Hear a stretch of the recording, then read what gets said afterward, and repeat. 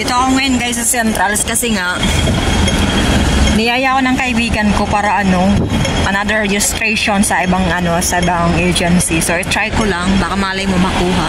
Pero nakaramdam ako ng gutom, so kailangan ko munang kumain. Gusto ko naman kahit paano may energy naman ako. So hanapin ko lang yung KFC dito. Kasi sa KFC kasi isang set na yon, may ulan at may kanin. Tsaka ayaw kasi pumunta doon talaga mismo sa Central. Maraming tao. Mahirap kumain doon, walang mapestohan. So hanap ako ng makakainan ko rito.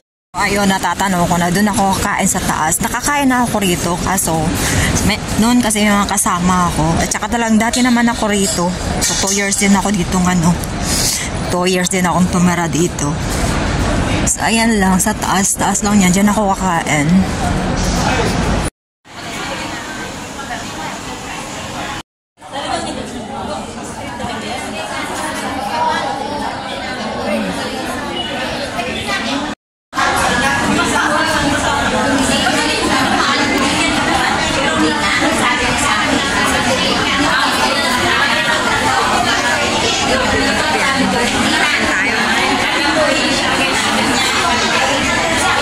Wala kasi yung ko.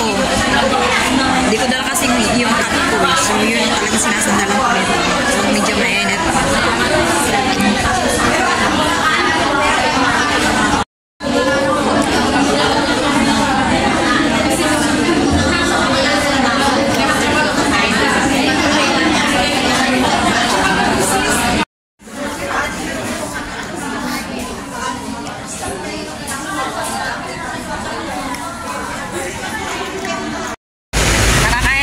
Guys, so kakatagpuin ko lang yung friends ko kasi nga magkasama kami.